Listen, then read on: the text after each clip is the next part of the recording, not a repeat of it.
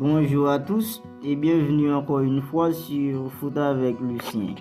Alors, je m'appelle Lucien et j'ai créé cette chaîne pour pouvoir vous tenir informé de tout ce qui se passe dans l'actualité du football mondial.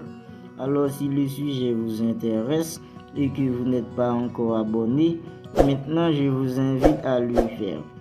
Dans cette vidéo, je vais vous parler du match Inter-Barça, match que Inter a fini par gagner par 1-0 avec un but de Calhanoglu.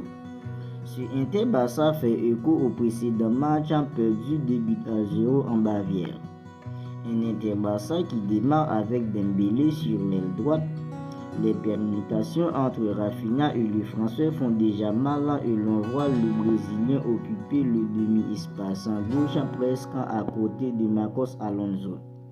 Le temps fort interiste commence à la 20e minute après un missile dévié, puis une demi-volée claquée donnant lieu à un corner.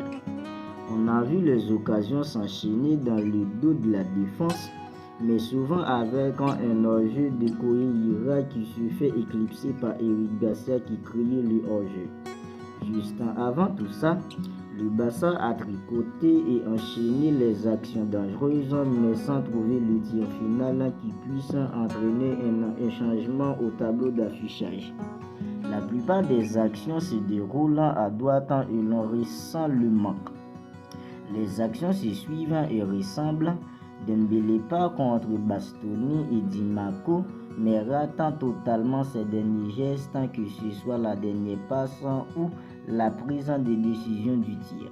Rafinha et Robert Lewandowski travaillent beaucoup au pressing. Au retour des vestiaires, Sergio Roberto s'est montré plus offensif en occupant le rôle de latéral inversé quasiment au milieu et bien plus proche de Dembélé pour animer les laissés en première mi-temps aux Français. Les ballons circulent plus vite, les joueurs sont aussi un peu plus proches les uns des autres, pourtant le même problème se pose. Le Barça ne parvient pas à la situation de tir suffisamment dangereuse.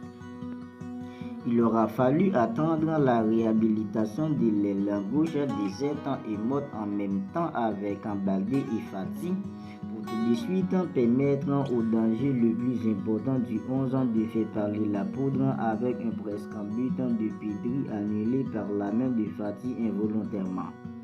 Le dernier quart d'heure s'est déroulé face à une défense à 6 que Barça devait faire tomber.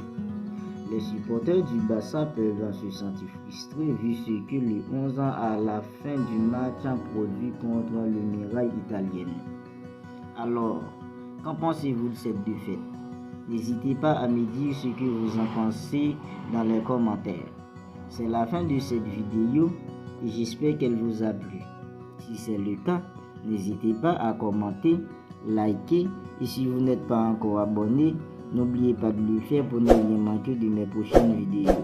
Je vous dis à très bientôt pour une nouvelle vidéo sur Foot avec Lucien.